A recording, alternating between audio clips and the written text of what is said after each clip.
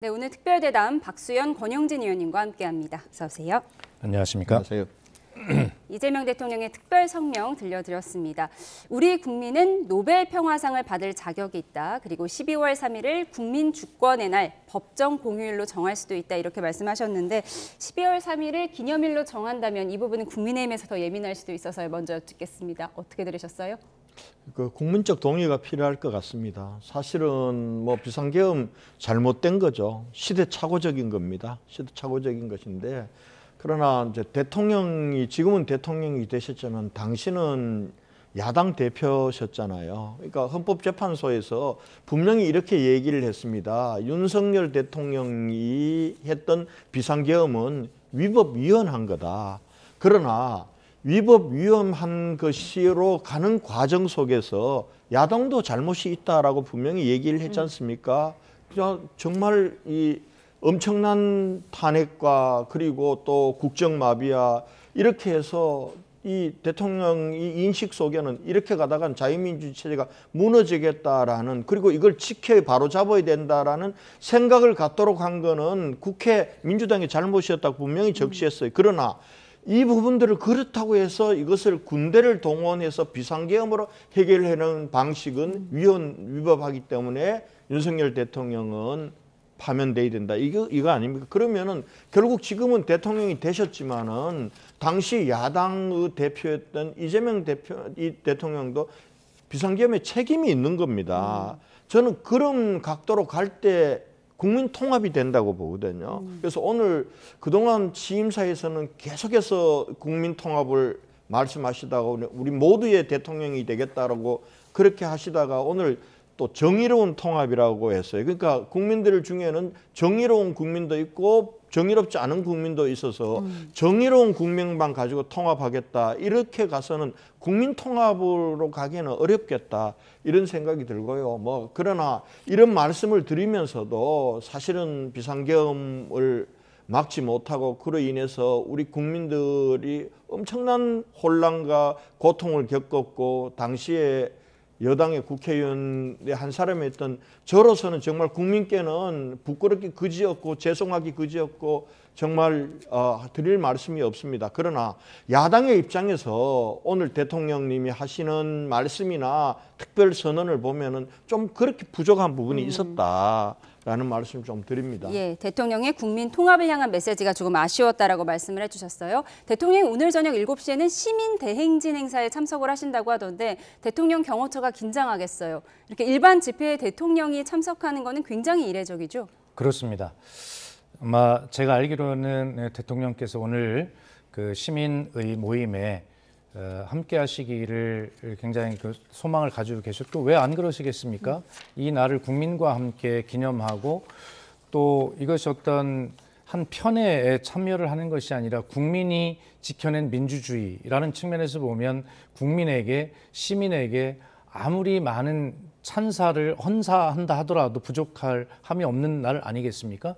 그런 시민의 광장에서 시민과 함께 대통령이 하는 것은 앞으로도 시민의 힘으로 그런 어떤 통합된 그런 광장에서 나오는 역동적인 국민의 목소리로 대한민국을 이끌겠다라고 하는 그런 다짐이기도 하지요. 그런 측면에서 굉장히 큰 상징적 의미가 있다라고 생각합니다.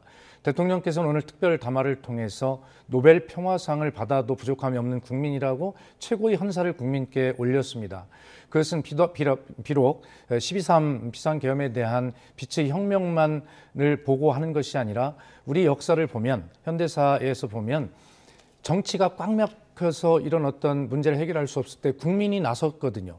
그것이 바로 4.19 혁명이 그랬고 그리고 그 뒤에 5.18이 있었고 6월 항쟁이 있었고 뭐 5.1 이런 것들이 쭉 있어 왔지 않습니까? 결과적으로 대한민국 민주주의를 위기 때마다 일으켜 세운 국민께 이번 12.3에서 결론적으로 종합적으로 보여준 이 힘에 대해서 국민께 최고의 어떤 그 고마움, 감사를 표하는 그런 표현이라고 생각하고 그런 감동적 순간을 국민과 함께 하고 싶은 것은 당연한 것이라고 생각합니다. 국민과 함께 걸으시나요? 네, 아마 뭐 경호 문제를 하셨으니까 어떻게 될지 모르겠습니다만 제가 알기로 연단에 올라가서 연설은 하지 않으시는 것으로 제가 알고 있습니다. 예, 그냥 국민과 함께 참여하는 뭐 이런 것이죠. 예, 아까 우리 권영진 의원님께서 오늘 외람되지만 굉장히 훌륭한 선택을 하셨다고 생각합니다. 당 대표는 의회 폭거에 맞선 계엄이라는 메시지를 냈지만 국민의힘에 그런 국민의 눈높이를 알고 계신 의원님들께서 사과의 메시지를 내신 것 아닙니까? 용기 있는 행동이라고 생각을 하고요. 대통령께서 말씀하신 정의로운 통합이라고 하는 것은 적어도 장동혁 대표 같은 그런 말씀을 하시는 그런 국민은 사실은 통합하기에 굉장히 걸림돌이 된다라는 말씀이시죠. 예. 알겠습니다. 네, 말씀하신 내용을 다음 주제에서 살펴보겠습니다. 여야 정치권도 계엄 1년 메시지를 냈는데요. 고개를 숙인 송원석 원내대표와 달리 장동혁 대표의 SNS 글에서는 묘한 입장 차이가 보여졌습니다. 화면으로 확인하시죠. 네, 별도의 사과 메시지를 낼까 이목이 집중됐던 장동혁 대표는 SNS를 통해 계엄에 이은 탄핵으로 국민께 실망을 드렸다며 당 대표로서 책임을 통감한다고 하면서도 12.3 비상계엄은 의회 폭거에 맞서기 위한 것이었다고 했는데요. 귀책 사유를 민주당에 돌리는 듯한 이 말에 정청래 대표는 망언이라고 비판했습니다. 다만 송원석 국민의힘 원내대표는 별도의 사과 기자회견을 했습니다. 들어보시죠. 장동혁 대표의 12.3 비상계엄이 의회 폭거에 맞서기 위한 것이라는 망언을 접했습니다. 아직도 내란에 대해서 반성하지 않고 사과하지 않는 국민의힘 국민들은 그러니까 국민의힘은 내란 옹호 정당이라고 규정하고 있는 것입니다. 국민들께 큰 충격을 드린 계엄의 발생을 막지 못한 데 대해 국민의힘 국회의원 모두는 무거운 책임감을 통감하고 있습니다. 국민 여러분께 다시 한번 진심으로 사과드립니다. 네, 오늘 장동혁 대표의 입에 관심이 쏠렸지만 취임 100일임에도 불구하고 기자회견은 하지 않았습니다. 그래서 송원석 원내대표가 대리 사과를 한 것이냐 이런 분석도 나오던데요. 실제로 어떻습니까? 대리 사과라기보다도 송원석 대표는 이번 12월 3일을 계기로 해서 국회의원들의 뜻을 확인해서 뭔가 새로운 길로 가야 되겠다라는 준비를 했습니다, 사실은. 그래서 의원들 전수조사를 했어요. 그리고 상당수의 의원들이 다시 한번 사과해야 된다. 지난번에 사과했지만은 국민들 입장에서 보면 또 그동안 우리 당의 자세가 좀 흐트러진 것도 있고 해서 사과해야 된다. 또 상당 부분의 의원들은 윤석열 전 대통령을 비롯한 내란, 쿠데타 주도 세력들, 비상계엄을 주도했던 그런 사람들과는 이제 선을 끊어야 된다. 이렇게 말씀하신 분들도 있어요. 그런 상황인데 이제 당대표가 어떤 뜻일까를 이렇게 보다가 오늘 아마 장동혁 대표께서 페이스북에다가 책임은 통합한다고 하지만은 사과 대신에 우리가 더 이 비상계엄을 일으켰던 의회 폭거에 맞서기 위해서 계엄을 했기 때문에 더 싸워야 된다. 우리가 국민들에게 미안한 거는 그렇게 하나가 되어 싸우지 못했던 것들에 대한 사과를 하는 형식이 되어버리니까 이제 그 원내대표로서 국민들께 사과를 드리는 이런 것이 됐는데요. 저는 뭐 장동혁 대표가 아마 이렇게 생각하시는 거예요. 장동혁 대표는 지금은 사과해서 좀 이 중도층이나 온건 보수들을 이렇게 껴안을 때라기보다는 지금은 어떻게 보면 좀 이 우파 진영을 통일시키고 그 다음에 중도로 나가야 될 때다 이렇게 생각하시는 것 같은데 저는 그 생각엔 좀 동의하지 않아요. 이렇게 가다 보면은 우리의 스탠스가 국민들 보편적인 생각, 중립적인 있는 국민들하고도 완전히 멀어질 가능성이 있거든요. 그래서 저는 참 안타까운 게 우리 장동혁 대표는 사실은 지난 비상계엄 해제 결의안을 투표를 할 때 18명 우리 의원들이 참여했단 말이에요. 그 중에 한 분이에요. 어찌 보면은 그때는 비상계엄 이거는 잘못됐다. 이거는 국회에서 해제해야 된다고 했던 들어가서 표결을 했던 그 자산이 있는 분인데 왜 대표가 되고 나서 그 자산을 국민들이 다수의 지지를 이렇게 폭넓게 받는 방향으로 잘 활용을 못 하시고 계속 자기 축소지향적으로 그렇게 자기 스탠스를 택하시는지 물론 대표가 저보다는 훨씬 더 원대하고 긴 안목이 있겠지만은 저로서는 그 부분들이 좀 아쉽다 이렇게 생각이 됩니다. 앞서 이재명 대통령에 이어 장동혁 대표에게도 아쉬운 메시지가 있다라고 아쉬운 표명해 주셨습니다. 이렇게 지도부가 한 목소리를 내지 못한 가운데 국민의힘 소장파 의원들은 별도 입장을 냈습니다. 다음 키워드에서 확인하시죠. 윤 네버. 김재섭 의원은 윤 어게인이 아닌 윤 네버가 돼야 한다며 윤 전 대통령과의 단절을 강조했는데 오늘 25명의 소장파 의원들의 기자회견부터 보고 오시죠.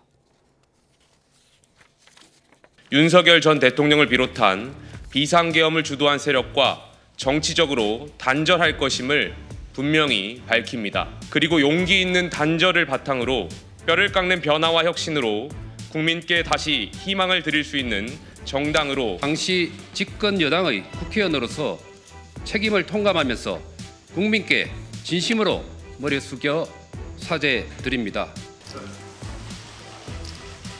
계속 이 윤어게인이 발목 잡고 있는 거 아닙니까? 윤석열이라는 어떤 망령이 국민의힘을 계속 잡아먹고 있는 거 아닙니까? 차라리 윤어게인이 아니라 윤네버 이런 거 나와야 되는 건데. 윤네버. 예. 한동훈 당시 대표도 계엄 해제를 위해 국회로 들어간 경로였던 국회 도서관 쪽에서 기자회견을 열었습니다. 그날 밤 우리 국민의힘은 바로 저 좁은 문을 통해서 어렵사리 국회로 들어가 계엄을 해제하는 데 앞장섰습니다. 윤석열 대통령이 계엄으로 나라를 망쳤다면 이재명 대통령은 딱 계엄만 빼고 나쁜 짓 다 해서 이 나라를 망치고 있습니다. 우리는 포기하지 말아야 합니다. 우리는 다시 일어설 수 있습니다. 네, 오늘 고개를 숙인 25명 의원 안에 권영진 의원님도 계신데요. 이 부분은 박세현 의원님께 여쭙겠습니다. 25명의 의원들이 이제 대신 사과를 했습니다. 25명이라는 숫자가 원내 교섭단체 이상이기 때문에 어떤 특별한 의미를 갖는다고 보는 시각도 있어요? 예, 아마 지금 25분의 저 메시지를 진심으로 인정하고 평가하고 싶습니다. 저것이 25분뿐만이 아니라 국민의힘 전체 국회의원 전체의 뜻이기를 바랍니다. 송원석 원내대표께서는 조금 전에 무거운 책임을 통감한다라는 메시지를 내시면서 그 주체를 국민의힘 국회의원 모두라고 말씀하셨어요. 우선 첫 번째로 그러면 왜 25분만 저기에 나와서 저런 메시지를 냈는가라고 하는 것을 저 자체를 평가하면서도 질문하고 싶고 또 송원석 대표가 국민의힘 국회의원 모두의 명의로 무거운 책임감을 느낀다고 말씀을 하셨다면 장동혁 대표는 그럼 국민의힘의 국회의원이 아닙니까? 그렇기 때문에 저는 제가 말꼬리를 잡는 것이 아니라 송원석 원내대표의 저 선언문은 바로 장동혁 대표에 대한 탄핵 선언문이다. 저는 그렇게 생각을 하는 것입니다. 또 앞으로 어떤 국민의힘의 전략이 바로 이렇게 송원석 대표와 당 대표가 역할을 분담해서 맡아가지고 우리는 사과했다라고 하면서 또 저렇게 장동혁 대표 같은 노선을 유지하려고 하는 저런 어떤 극합 배드캅을 나누어서 하는 이중 전략 아닌가라고 하는 의심을 지울 수가 없어요.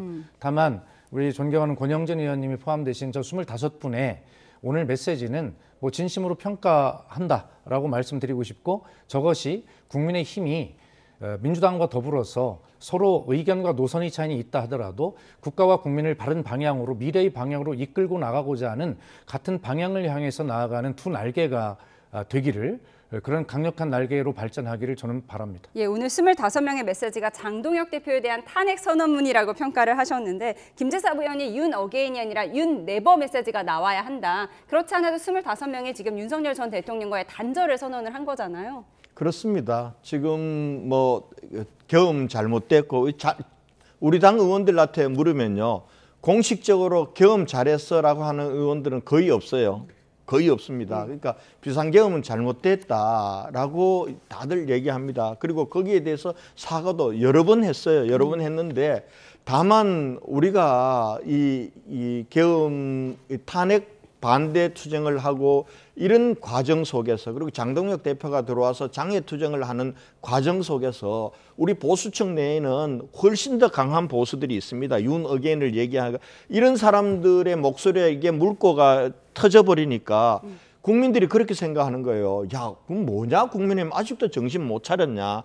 이래서 우리가 다시 한번 사과를 하고 분명하게 해야 된다. 이렇게 관점인데요. 사실은 오늘 25명만 했지만 저희도 깜짝 놀란 게 우리가 당의 이 당직을 맡은 사람들 몇 사람들 빼고는 대부분 한번 이렇게 다 보내봤습니다. 봤는데 의외로 지금 25명이 서명했지만은 훨씬 더 많은 의원님들이 정말 비상계엄 잘못됐고 사과해야 되고 그리고 비상계엄을 이렇게 하고도 우리 국회의원들 아무도 몰랐잖아요. 우리 의지와는 무관하게 비상계엄했고 그래서 정권은 3년 만에 내주고 그리고 나서도 아직도 지금 이렇게 반성하지 않는 윤석열 대통령하고 같이 가서는 우리가 정치를 할 수 없다.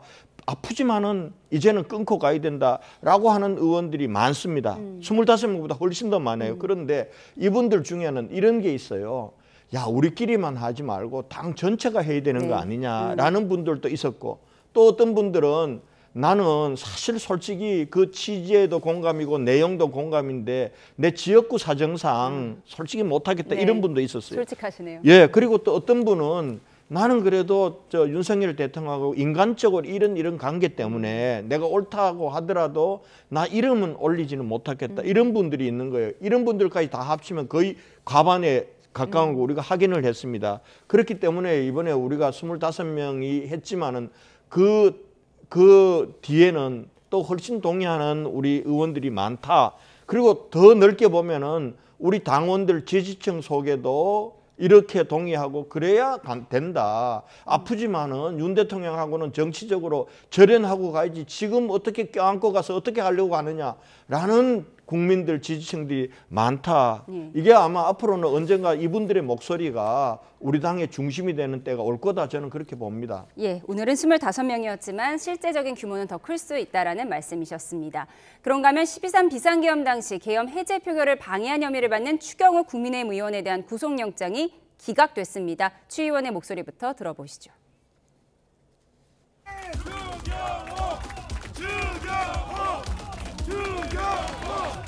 입장 한 말씀 부탁드립니다. 신중한 판단을 해주신 법원에 감사드립니다. 그리고 이 강추위에 이렇게 늦게까지 걱정과 관심, 응원을 보내주신 모든 분들께 감사 말씀을 드립니다. 예, 사필 규정이라고 생각을 합니다. 특검 수사 자체가 잘못되었다는 강정입니다. 내란몰이 중단하고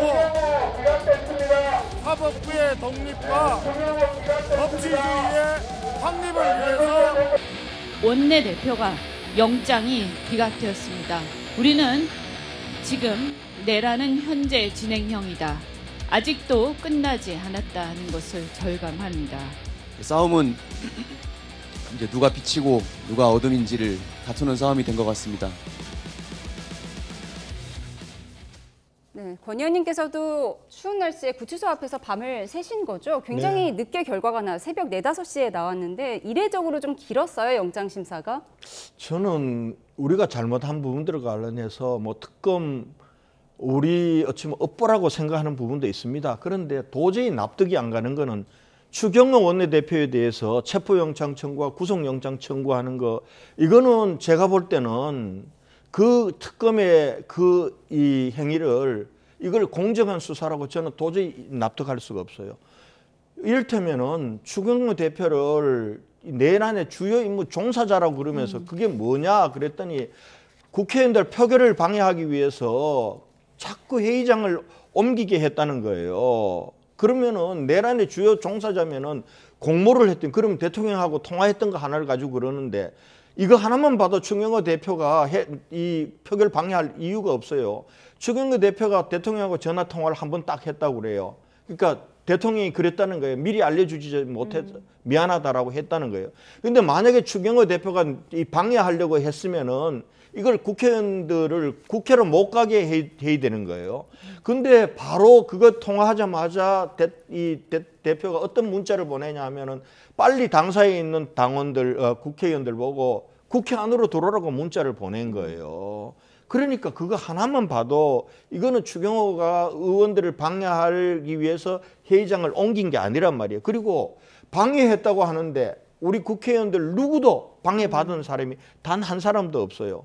그리고 국회 증거 다 나와 있어요. 시간대별로 다 나와 있고 증거가. 그리고 국회의원의 도주 우려도 없는데 특검의 얘기를 100% 하더라도 이거는 다툼의 여지가 있는 거예요. 다툼의 여지가 있고 그리고 증거인멸과 도주의 인멸이 없는데 구속영장을 청구하고 나는 정말 상대당이긴 하지만 민주당도 너무해요. 뻔히 알아요, 민주당도. 그러면서 이걸 내란하고 정당 해산하고 연결시켜가는 거예요. 나는 좀 이렇게 정치 안 했으면 좋겠다 싶어요. 민주당도 뻔히 알면서 너무한다고 말씀을 하셨어요. 정청래 대표가 그렇지 않아도 오늘 제2의 내란 사법 쿠데타다 이런 얘기를 했거든요. 아니, 그 집권당의 원내 대표 정도 되는 국회의원이 그리고 고위 관료 출신 아닙니까? 그런데 이 계엄의 위법성을 몰랐다라고 주장하는 게 말이 되나요? 그걸 가지고 다툼의 여지가 있다라고 봐야 되는 것입니까? 어떤 국민이 그걸 납득하겠습니까? 지금 권영진 의원님 말씀대로 뭐 그렇게 이해한다고 쳐요. 그러면 결과적으로 왜 계엄 해제 투표에 들어오지 않았습니까? 이 문제에 대해 설명이 있어야 될 거 아닙니까? 어떤 국민의힘 의원님은 그렇게 저한테 방송에서 물으시던데 본회의장 바로 20m 앞에 있는 예결위장으로 오라고 했다. 그것이 계엄 해제 투표를 방해할 의도가 없었다. 아니 그러면 거꾸로 물으면 20m밖에 안 되는 예결회의장에서 왜 그런 본회의장에 들어오지 않았습니까? 라는 것에 답변해야 될 거 아닙니까? 그리고 뭐 추경호 의원님 뭐 구속영장 기각이라고 하는 것이 결과적으로 이것이 뭐 무죄를 의미하는 면죄부는 아닙니다. 이제 기소가 돼서 법원에 따져봐야 되겠죠. 그래서 마치 이것이 이제 무죄를 받은 것처럼 그렇게 말씀하시는 뭐 그것도 맞지 않는 것이죠. 예. 어차피 구속영장은 기각이 되었지만 이 문제는 법원에서 실제로 어떤 판결이 날지는 지켜봐야 될 문제고요. 어쨌든 면죄부는 아니다라는 말씀을 드리고 싶고 예. 민주당의 입장에서도 보면 계엄의 위법성을 몰랐다라고 하는 추경호 원내대표님의 그런 일관된 주장에 대해서 일관되게 이해가 되지 않는 것입니다. 그건 제가 좀 얘기해야 될 것 같아요. 왜냐하면 20m 앞에 있는 본회의장을 두고 추경호 대표가 왜 표결에 안 갔느냐. 이거는 정치적으로나 이런 거는 비난받을 수 있어요. 저 같았으면 갔을 거예요. 근데 그 표결을 하고 안 하고는 국회의원의 자유예요. 정치적 판단의 영역이란 말입니다. 그걸 가지고 마치 내란의 주요 임무 종사자로 엮는데 증거로 하면 안 되는 거예요. 그러면은 지금 김민석 총리도 표결을 안 했잖아요.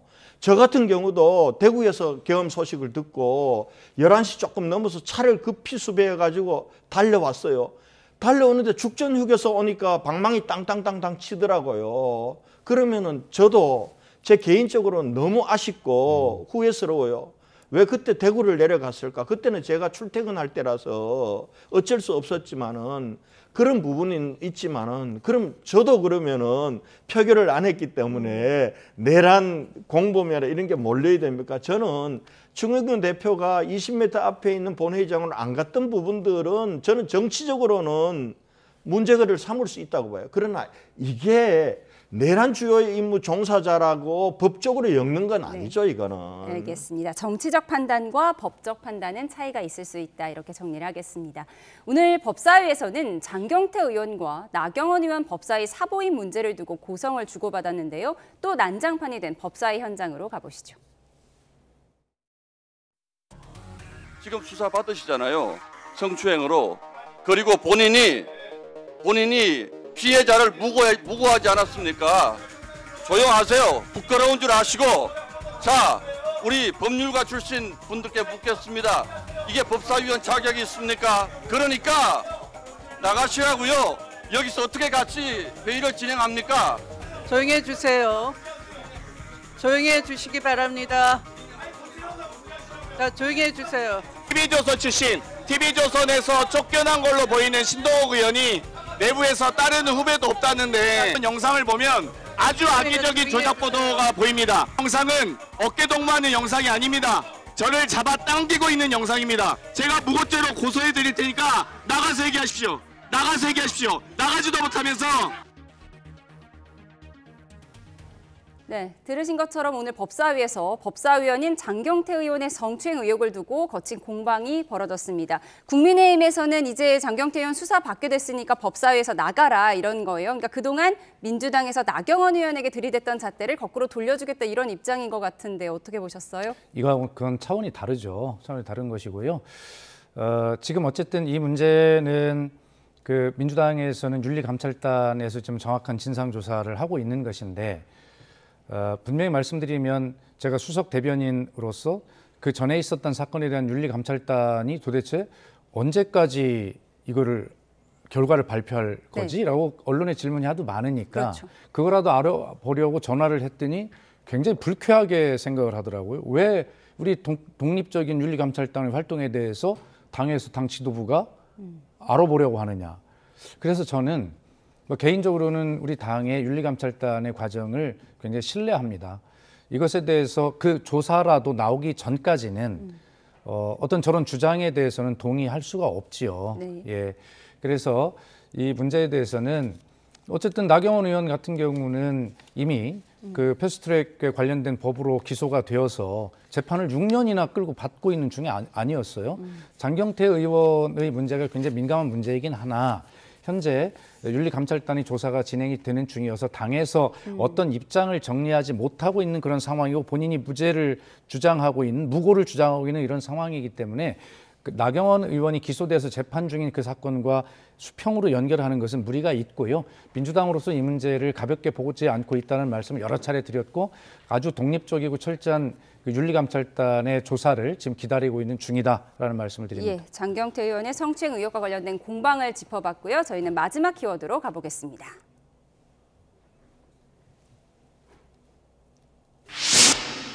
어제 국회 본회의장에서 김남국 국민디지털소통비서관과 문진석 민주당 의원 간의 텔레그램 대화가 포착되며 인사청탁 논란이 불거졌는데요. 자세히 보겠습니다. 문진석 의원이 한국자동차산업협회 회장에 특정 인물을 거론하며 내가 추천하면 강훈식 실장이 반대할 거니까 아우가 추천 좀 해줘봐 라고 부탁을 하고 김남국 비서관은 네 형님 훈식이 형이랑 현지 누나한테 추천할게요 라고 답을 하는데요. 여기서 훈식은 강훈식 대통령 비서실장, 현지는 김현지 제1부속실장으로 추정이 되죠. 인사청탁 논란이 불거지자 대통령실이 진화에 나섰습니다. 김 비서관이 부정확한 정보를 부적절하게 전달했다며 이른바 실세나 청탁 같은 건 없다고 밝혔습니다. 당도 이 문제에 대해서 매우 부적절한 처신으로 그렇게 보고 있는 것은 틀림없습니다. 오늘 모르긴 몰라도 이제 그 현지 누나가 그 정치 뉴스 거의 덮을 것 같은데. 장경태 의원은 뭐 한숨 돌리겠네. 네, 장경태가 좋아할 것 같아요. 현지 누나 덕분에.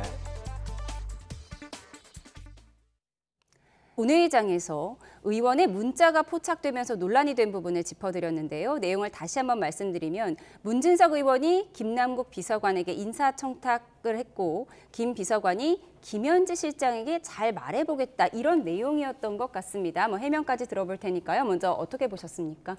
우선은 문진석 수석이 비서관을 통해 인사청탁하는 그것도 잘못된 것이죠. 그런데 정말 이번에 김현지 지금은 부속실장이에요. 이 사람이 인사 담당하는 실장도 아닌데 인사청탁이 들어오면은 결과적으로는 김현지한테 가는구나 라는 게 그냥 은연중에 드러난 거예요. 그러니까 야 설마 했는데 민주당뿐만 아니죠. 국감장에 김현지 총무비서관 나오라 그럴 때 그걸 안 내보내려고 이틀 전에 인사까지 한 거 아닙니까? 부속실장으로. 그러면서 부속실장으로 인사를 했기 때문에 나올 필요가 없다고 하고 그렇게 해서 민주당이 실드를 치고 그리고 대통령께서는 또 그 당일날 나가라고 대기시켜 놓고 그리고 민주당은 또 합의가 안 됐다고 못 나오게 막고 이럴 때 그러면은 김현지는 얼마나 세길래 저러냐라고 다들 의심했잖아요. 근데 이렇게 하나하나 스물스물 나오는 겁니다. 그러니까 결과적으로는 만사현통이라 그러나요? 그러니까 모든 일이 김현지 비서관에게 가게 돼 있다. 거기를 통하게 돼 있다는 게 드러났기 때문에 저는 아마 이재명 정권의 아킬레스건이라고 한다면은 김현지 구속실장이 될 거다라는 게 이제 슬슬 나오고 있다 해서 정말 이 정권에서 국민을 위해서 나라를 위해서 빨리 저 부분들은 조치를 해야 됩니다. 예, 현지 누나에게 잘 말해보겠다. 이게 공개되면서 그동안 한동안 잠잠했던 김현지 실세설이 다시 부각되는 모습이에요? 예, 현지 누나만 나온 게 아니라 훈식이 형까지 나왔죠. 예, 어쨌든 김남국 비서관이 저렇게 훈식이 형, 현지 누나 이렇게 아주 사적인 용어를 써서 뭐 문자를 주고받은 것은 저는 잘못이라고 생각합니다. 청와대 인사 제가 홍보수석으로서 그 당시는 국민소통수석이었죠. 청와대 인사위원이었습니다. 청와대는 더 많은 인재풀을 갖추기 위해서 모든 사람들에게 다 추천을 받습니다. 그건 뭐 지극히 당연한 일이에요. 그러나 저 추천하는 형식이 마치 청탁하는 형식인 것 같아서 그렇지만 좀 더 좋은 인재풀을 갖추기 위해서 누구든지 다 추천할 수 있습니다. 문재인 대통령 때도 그렇게 말씀하셨어요. 모두 추천할 수 있다. 다만 책임져야 된다라고 말씀하셨거든요. 뭐 저도 추천했었고요. 예. 그래서 그런 어떤 각 해당 부서에 인재풀에 놓고 거기서 다 검토를 걸러서 이제 단계를 거쳐서 하게 돼 있는데 제가 인사위원이었으니까 그 시스템은 뭐 정확히 알고 있고 지금도 그런 시스템에 의해서 될 거라고 생각하는데 마치 저것이 이제 청탁처럼 보이는 그리고 저것이 어떤 사적 시스템에 의해서 굴러가는 것 같은 저런 문자의 형식 저런 것들이 이제 문제로 비판받을 수 있는 것이죠. 뭐 당에서도 제가 아까 백브리핑 하는 게 나왔습니다만 이 문제에 대해서 아주 부적절한 처신이다라는 입장을 이미 말씀드리고 있고 이 문제에 대해서 대통령실은 엄중 경고 메시지를 냈고요. 그다음에 당에서 이제 문진석 의원 당사자가 어떤 이제 사과 메시지도 내면서 어떻게 전개될지는 이제 지켜봐야 되겠습니다. 예, 훈식이형, 현지 누나라는 말에 오해의 소지가 있기는 하지만 인사청탁은 없었다라는 해명까지 들어봤습니다. 지금까지 박수현 민주당 수석대변인, 권영진 국민의힘 의원과 함께 계엄 1년 특별대담 함께했습니다. 고맙습니다.